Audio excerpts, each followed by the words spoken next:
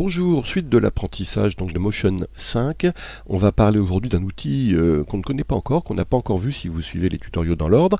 On a vu ici, on avait vu comment utiliser les rectangles, les cercles, la ligne, ensuite on a vu comment utiliser les courbes de Bézier et les B-splines. On va voir aujourd'hui le petit outil à côté qui est le pinceau, l'outil trait de peinture en fait, vous voyez ici.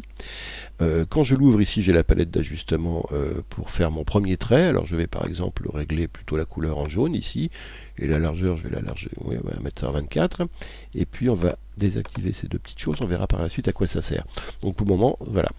Et je trace une courbe ici, vous voyez, avec le stylet. Alors à la souris, c'est moins pratique qu'à la palette graphique, mais bon, on va essayer de faire qu'on peut tracer une courbe comme ça, par exemple. Vous voyez qu'elle n'est pas terrible comme ça, elle est un peu irrégulière.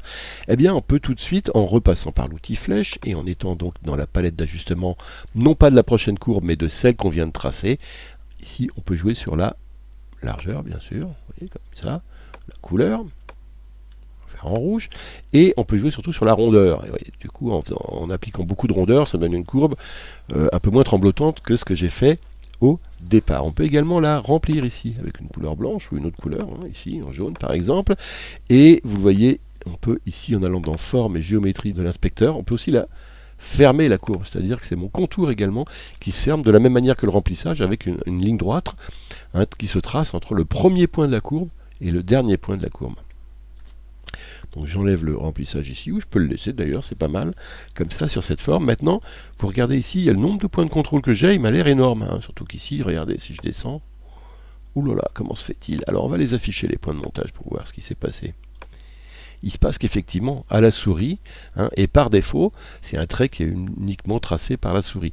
Donc ça crée à chaque nouveau pixel un nouveau point de montage. Ce qui fait que pour une petite courbe comme ça, il y en a énormément et c'est ingérable. Parce que si je veux m'amuser à jouer sur les points de montage pour changer la courbe, à moins de faire des effets du genre, j'en prends un petit peu au hasard comme ça, et je m'amuse à faire ça pour faire un infléchissement.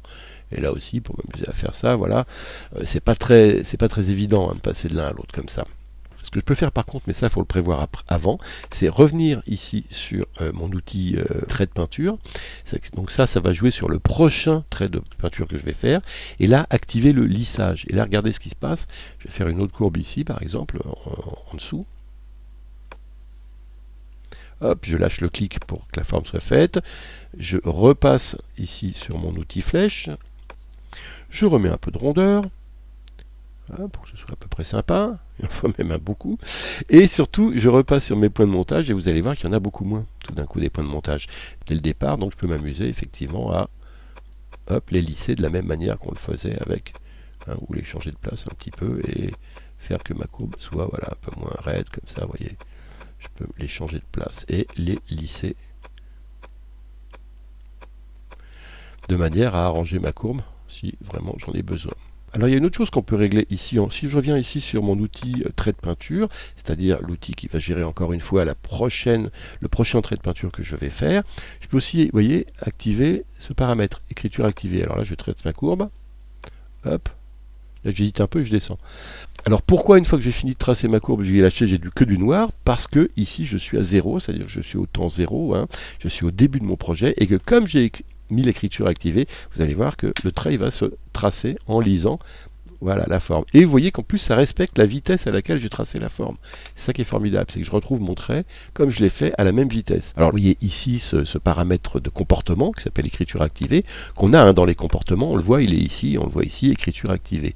Alors, je vais revenir à ça, et je vais vous montrer que dans les comportements, on retrouve effectivement écriture activée, et qu'on peut faire soit tracer, soit effacer. Alors là c'est l'inverse qui se passe, regardez, si je lis, j'ai ma courbe au départ et ensuite elle vient s'effacer à la même vitesse qu'à laquelle j'ai tracé, c'est soit les deux. Soit on peut faire tracer, effacer, dans quel cas, regardez ce que ça fait, ça trace et ensuite ça vient effacer, hop, etc. Ou on peut faire effacer et tracer, encore une fois, c'est l'inverse, donc j'efface et je trace après. On peut choisir tous ces paramètres. On peut ici jouer sur les décalages, longueur de trait, comme on le faisait avec les autres comportements. Je ne vais pas tous les passer en revue. Là, la nouveauté, c'est qu'on retrouve la vitesse à laquelle on a fait le trait. Ce n'est pas une vitesse régulière, c'est la vitesse vraiment enregistré, hein. Et on peut le changer ce paramètre. Si on va avoir une vitesse constante, ou par exemple, hein, il suffit de changer ça, hein. Et là, vous voyez, j'ai une vitesse constante qui ne tient plus compte de la vitesse à laquelle moi je l'ai tracé. Sinon, si je voulais appliquer un comportement d'écriture activé sur cette forme-là, la forme du début, on peut très bien le faire ici par la suite, hein, en rajoutant ici comportement, forme, écriture activée. Voilà, alors là aussi j'ai une écriture activée, oui, regardez, sur, hein, qui trace mon premier trait. Donc on peut appliquer l'écriture activée après coup. Par contre le lissage, hein, ici, cette forme-là, il n'y a nulle part, hein, je n'ai pas trouvé en tout cas, l'endroit où on pouvait passer de cet ensemble de points infinis de points de montage à un ensemble plus régulier, comme sur la courbe que j'ai tracée en deuxième ici. Il y a une dernière chose que je voudrais voir, et je vais effacer pour ça tout ce que je viens de faire jusque là. C'est, on va cette fois-ci se mettre toujours sur l'outil pinceau. Donc j'enlève écriture activée ici, je garde le lissage, et par contre ici on va s'intéresser au style de forme. Par défaut, vous voyez que c'est un rond, ce qu'on appelle le basique solide, mais il y a des tas d'autres formes qu'on peut appliquer pour tracer ici notre trait. Alors ça peut être par exemple ces cubes, comme ça, hein, ou ces mosaïques, comme ça, et regardez ce que ça va faire. Hop, j'ai un ensemble de mosaïques. Ça peut être également des choses plus folles, comme citadin par exemple, des graffitis au marqueur, ou des gens en ligne, ou des gens pas forcément en ligne, hein, ou des gens en image arrêtée, en people timelapse. Alors regardez ce que ça donne, je fais ça par exemple. Hein, alors là c'est pas joli, mais si j'agrandis ma courbe, hein, vous voyez qu'en plus elle est dynamique. Hein. Regardez, ça bouge comme ça. Et donc on va voir ce que ça fait en lecture. Si je fais ça, vous voyez, ça bouge ici. Alors là c'est pas terrible, mais si je grossis un petit peu mon trait, je vais passer ici sur l'outil flèche. Hop. Si je grossis mon trait ici en largeur, regardez ce que ça fait. Hein, d'autant que je peux aller encore au-delà de ça. La largeur, je peux dépasser les 100, hein, je peux encore grossir encore un peu plus. Donc j'ai moins de personnes, mais vous voyez, elles sont plus intéressantes, elles sont plus grandes. Et elles sont en mouvement. Hein, donc c'est intéressant. Je peux ou pas donc activer les mouvements. Vous voyez ici, en faisant lire ou pas. Donc là ils sont statiques, là ils ne sont pas statiques. Je peux choisir également de jouer sur conserver le paramètre plus ou moins, donc je mets des aléatoires. Hein, je peux jouer également, vous voyez, sur la façon dont ça joue comme ça. Voilà, là ça joue moins, ça joue sur les mouvements sont moins forcés, mais voilà, je peux faire une foule en mouvement comme ça, placer des gens, hein, donc ça peut servir en mettant des gens. On peut très bien faire une foule de personnes en s'amusant. Par exemple, on a un gradin de football, à mettre des personnes comme ça, ou alors on a une manifestation dans la rue, on peut mettre des gens comme ça, hein, pour illustrer, et on peut les faire bouger un tant soit peu comme ça en jouant sur plus ou moins sur l'aléatoire comme ça, sur le mouvement des gens, c'est-à-dire que ce soit plus ou moins fort. Voyez. Tout ça peut se régler. J'enlève ça et je vais en essayer un autre.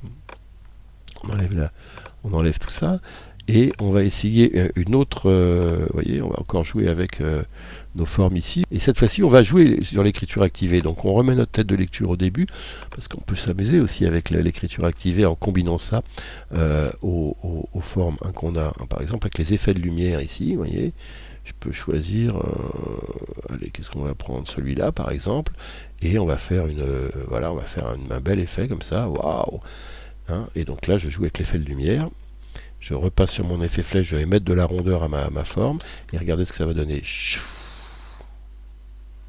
Vous voyez, hop là, voilà, merci, c'est tout pour aujourd'hui, et passez de bonnes fêtes.